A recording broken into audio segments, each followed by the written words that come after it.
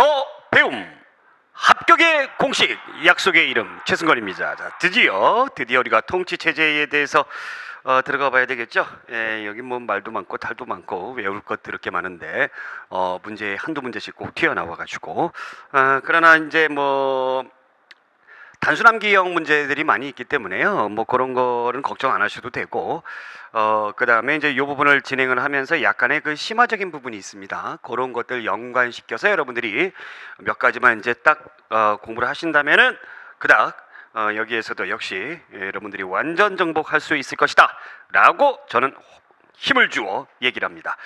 교재 180페이지에 나와 있는 통치체제, 고대의 통치체제에 나와 있는데 180페이지와 181페이지의 상단에 있는 것은 고구려 백제 신라 요 발해까지 포함해서요 통치체제를 총 정리 요약 정리한 거니까 그거 이제 참고로 해주시기 바라고, 우리는 181페이지에 있는 단원 보충 내용, 그 내용들을 우리가 한번 훑어 보도록 하겠습니다.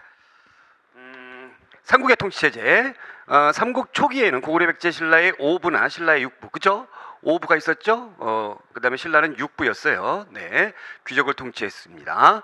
국가의 중요 사무는 제가회의, 정사함의, 회박회의, 이것이 이제 귀족회의죠. 제가회의, 정사함회의, 화백회의, 귀족회의입니다. 귀족회의. 그래서 제가 대대로입니다. 그 다음에 정사함회의, 백제죠. 화백회의는 신라고요. 그래서 이것이 이제 이런 회의들이 강할 경우에 왕권이 강하다 약하다, 약할 수밖에 없다라는 것이었고요. 자, 삼국의 관등제와 관직제의 운영은 신분의 제약을 받았습니다. 여기에서 우리가 이제 주목해야 되는 건 중위제라는 것이 있었습니다. 이 중위제는 언제, 우리가 신라 중대 때에 있었던 제도죠. 신라 중대 때에 기억을 하셔야 되는 임금이 바로 누굽니까?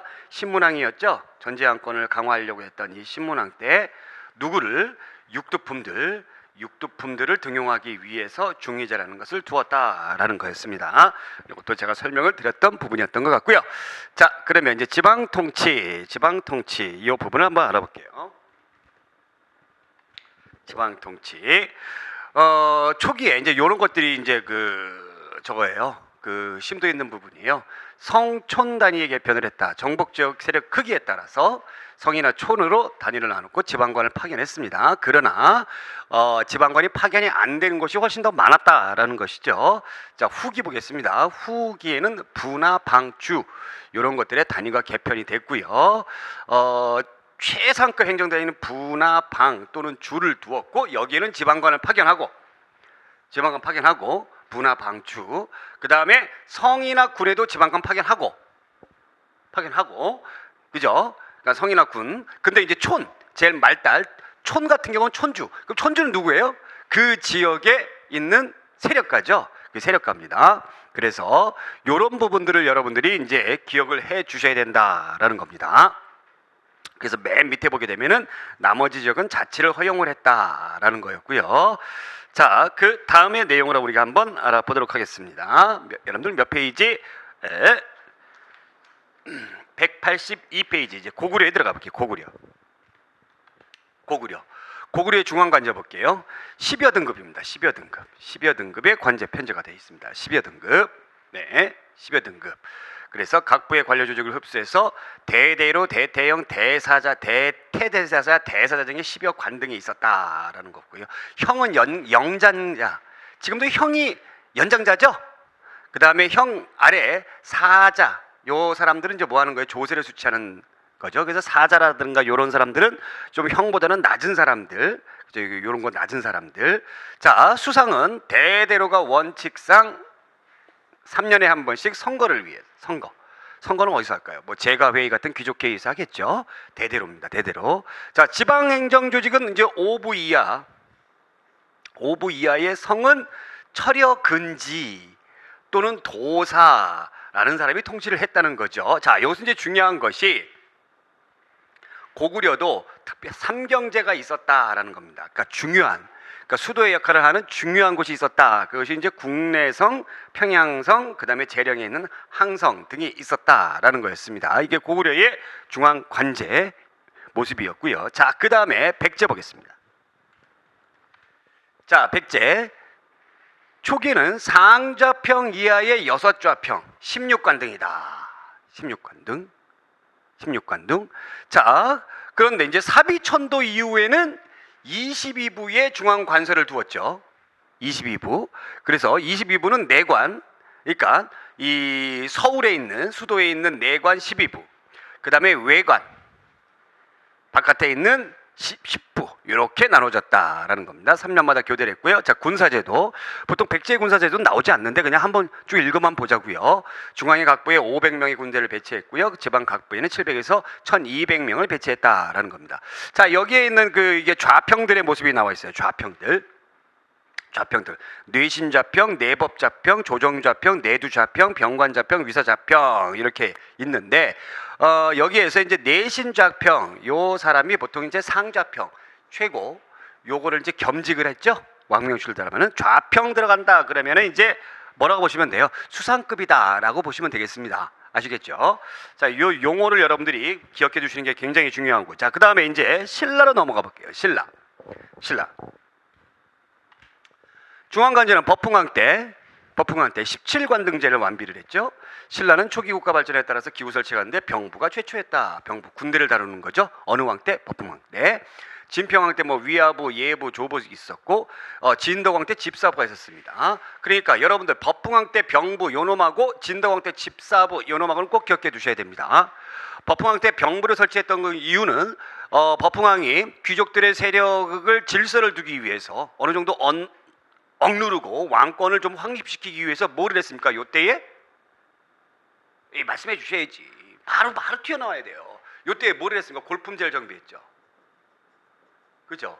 그러면서 여기에 의장, 상대 등을 두었죠. 그죠? 그렇기 때문에 왕권 강화를 하기 위해서 병부를 설치했던 것은 필수 불가결한 그런 내용이었다라는 그런 내용이고, 그 다음에 진덕왕, 집사부 설치했다. 집사부. 국왕의 직속기구인데 이 진덕 여왕 때 누가 있었어요? 김춘추가 있었죠. 그죠? 김춘추가 있었죠. 사실 진덕 여왕은 문희망 왕이었죠. 김춘추가 실권자죠. 그래서 진덕 여왕 죽고 나서 바로 김춘추가 뭐가 되는 겁니까? 태종 무열왕 되는 거죠. 그래서 이때부터 집사부의 시중의 권한이 강해졌다라는 것을 우리가 이제 기억해 두시면 되겠습니다. 아시겠죠? 자, 지방 조직 보겠습니다. 수도는 6부고 지방은 5개의 주입니다. 그래서 군주를 파견해서 다스렸고, 군에는 태수가 있었고, 현에는 현령이 있었고, 촌에는 역시 마찬가지로 촌락. 그 다음에 이석용 제도가 있었는데 여기는 사실을 보내서 다스렸다였습니다. 요게 이제 시험 문제에 잘 튀어나왔어요. 이런 것들이 시험 문제 잘 튀어나왔으니까 이런 것들을 이제 눈여겨 보시면 되겠습니다. 자, 그러면 이제 우리가 지방 조직에서 이제 왕호의 변천, 거기 나와 있죠? 183페이지 왕호의 변천. 거차이마죠. 거차이마. 순서별로 보면 거차이마. 그럼 욕하는 것 같은데 거차이마. 그냥 왕이에요. 왕은 누가 사용했죠? 지증왕이죠. 이거 어떻게 그랬죠? 우지가 신라 왕이래. 이렇게 그랬죠. 바뀌었을 때 대인 군장의 의미고 차차웅 무당의 의미다라고 보시면 됩니다. 이사금은 윗니빨이다라는 그런 뜻이에요. 윗니빨. 그래서 계승자, 연장자. 마리간은 대군장. 그래서 마리간, 뇌물마리간이었죠. 뇌물마리간. 그죠? 뇌물마리간. 그래서 이렇게 변해가는 순서가 바로 뭐예요? 왕권이 점점 강해져 가는 모습을 보여주고 있는 것이죠. 자, 지중왕 때 한자식 왕호를 사용했고, 법흥왕 때 불교식, 무열왕 때 중국식 시호를 사용했다. 이런 내용들이 여기에 잘 나타나져 있습니다. 자, 그 다음 그 맨 밑에 나와 있는 비석과 관련된 거죠. 비석. 요 비석과 관련된 것인데 요 비석을 잠깐 보겠습니다. 시험 문제에 잘 나와 있으니까 영일 냉수리비, 제가 지난번에도 설명을 했습니다. 영일지방. 자, 뭐 냉수리비 눌지왕 또는 지증왕 이렇게 보고 있습니다. 보통 이제 지증왕으로 많이 보는데 가장 오래된 신라의 비석이죠. 그래서 영일지방 재산 분쟁 관련돼서 이 재산은 누구 것이다. 나중에 이거 가지고 싸우지 말아라. 이렇게 돼 있는 거고, 신라를 뭘로 기록이 돼 있어요? 사로국으로 기록이 돼 있어요. 사로국. 신라라는 국가 사용했던 건 언제였죠? 지증왕이었죠. 자, 그리고 육부라는 것이 있었다라는 것도 여기에 이제 나타나 있는 거고, 그 다음에 울진 봉평에 있는 신라비, 이거 유명하죠. 제가 강조했었죠. 버풍왕 때. 이 울진에 있는 그 사람들이 신라의 편입되기를 싫어해가지고 여기를 이제 진압을 하고 관계자를 처벌을 하고 하는 그런 내용들이었죠. 그래서 버풍왕 때 율령반포가 있었다라는 사실을 알려주는 거고요. 조금 더 들어가서 영천에 있는 청제비 제방축조 사실을 입증해 준다. 단양적성비는 여러분들 잘 아시죠? 진흥왕 때 단양에 세웠던, 그래서 어디를 남한강 유역으로 진출을 했음을 알 수 있는 거죠. 남한강 유역으로. 네. 다른 것이 아니라 남한강 유역으로 진출을 했음을 알 수 있는 겁니다. 그 다음에 북한산비는 이제 완전히 한강 유역을 장악했음을 알려주는 것이고, 누가 고증을 했다? 추사 김정희가 고증을 했다. 자, 창녕비 역시 대가야 복성 내용이 있고, 황초령비, 마운영비는 신라가 함흥지방, 즉 지금 현재 우리나라 북한 지역이죠. 여기에 진출했음을 알려주는 것이고, 남산에 있는 신성비, 남산이 서울에 있는 남산이에요? 아닙니다. 경주에 있는 남산이에요. 그래서 남산비는 여기 성을 축조했던 것을 말해주는 거고. 자, 그러면 단양적성비 플러스 북한산비, 창녕비, 황소셔령비, 마운영비 요 네 개의 비석을 우리가 뭐라고 부르죠? 얜 빼고 순수비라고 부르죠. 순수비. 요 순수비의 의미도 여러분들이 꼭 챙겨 주시기 바랍니다. 아시겠죠? 자, 그 다음에 화면이 비어 있습니다. 화면이 비어 있는 이유는 여러분들이 이제 중앙관제에서 182페이지에 고구려 백제 신라 통일신라 발해까지 나와 있는데, 발해는 우리가 이제 조금 통일신라와 발해는 조금 이따가 이제 우리가 하면 될 것 같고, 다음 시간에 고구려 백제 신라의 관등을 한번 정리를 한번 해볼게요. 고구려 백제 신라 이렇게 나눠가지고 한번 정리를 멋지게 한번 해보겠습니다. 우선 관등은, 고구려는 몇 관등이죠? 여기 14관등 이렇게 나와 있는데 여러분들 10관등으로 기억해 주시기 바랍니다. 10관등 10개의 관등이 있었다. 네. 그 다음에 백제는 몇 관등이죠? 16관등, 신라는 몇 관등? 17관등. 자, 그 다음에 이제 중요한 게, 고구려에서는 이 관직의 이름 가운데서 형이라든가 사자라든가 이런 이름들이 들어가요. 그죠? 백제는 뭐가 들어가요? 소리나 덕자가 들어가요. 신라는 뭐가 들어가요? 무슨 찬이나 남아가 들어가요. 여러분들 그 저기 뭐 이찬, 대아찬, 무슨 남아 뭐 이렇게 쭉쭉쭉 들어가는데, 그래서 우리가 그 진성여왕 때에 그 반란 농민봉기가 일어났을 때 남아 영기를 파견했다 해서 이 남아가 이제 관등의 명칭이죠. 제가 이거를 왜 강조하냐면, 이런 이름들을 여러분들이 머릿속에 기억해 두셔야 돼요. 최근 들어서 어떤 사료라든가 또 어떤 그 비석이라든가 이런 문제들, 뭐 비석이 뭐 발굴이 됐습니다. 아니면 또 뭐 어떤 그 유물이 발굴이 됐어요. 그래서 유물에 쓰여진 명문을 이렇게 딱 해석해 보니까 뭐 이런 것들이 있었다. 그럼 이것이 어느 나라의 것이냐라는 것을 물어보는 문제, 그런 문제들이 출제가 됐다라는 거죠. 실질적으로 이 가야 지방에서 이 관리가 이제 그 관모를 쓰지 않습니까?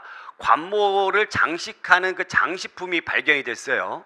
그래서 그것을 이제 명문을 딱 해보니까는 무슨 솔모돼 있더라라는 얘기죠. 솔돼 있더라. 이게 어디 거냐? 백제 거다.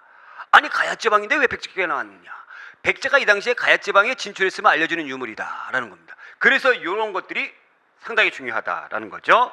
자, 중앙관제는 거기 이제 쭉 뭐 내평, 외평, 주부 이렇게 쭉 나와져 있고, 고구려 육자평 제도가 있었고, 병부 등 10부가 있었고, 집사부 등 14부가 있었고. 자, 지방 조직이 중요한데, 이제 지방 조직은 이제 수도가 오부죠. 수도를 5개, 지방도 5개. 백제 똑같아요.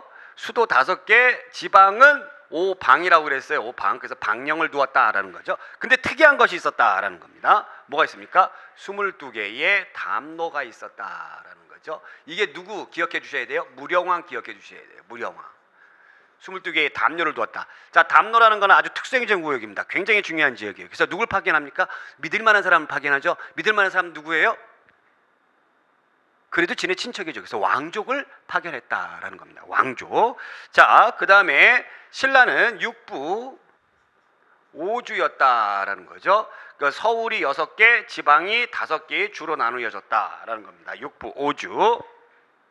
자, 그 다음에 수상은 대대로였죠. 대대로. 대망리지 나오는데, 망리지는 이제 군사, 저기 전쟁이 일어났을 때 이렇게 얘기하는 거고, 백제는 상좌평입니다. 상좌평. 신라는 여러분들 다 아시다시피 상대등이었죠. 이 대등들이 여러 명이 있었죠. 그 중에 제일 높은 놈. 그럼 좌평들이 여러 명이 있었죠. 그 중에 제일 높은 놈. 이렇게 기억하시면 되겠고, 자, 그러다가 이제 나중에 요 상대등의 뒤를 이어받아서 이제 시중의 권한이 강해지는 거죠. 그러면 요거 기억하시면서 이제 뭐까지, 귀족회의까지 기억을 하셔야 되겠죠. 고구려의 귀족회의는 바로 뭡니까? 제가회의였죠. 그래서 이렇게 외우세요. 제가 대대로입니다. 제가 대대로입니다. 이렇게 제가 대대로입니다. 상좌평 있는 여기의 이름은 바로 뭐예요? 정사함이에요. 정사함. 옛날에는 말이죠, 귀족회의라든가 이런 거 회의할 때 경치 좋고 산 좋고 물 좋고 이런 데 가서 회의합니다. 그래서 정사를 의논하는 바위에 판판한 데 앉아 있어. 그 중에 제일 높은 사람이야. 이렇게 생각하시면 되고, 여러분들 잘 아시는 여기는 화백회의였다. 만장일치 제대로 갔다라는 거였고요. 자, 지방수령 보겠습니다. 지방수령은 욕살이라고 합니다. 욕살. 아우.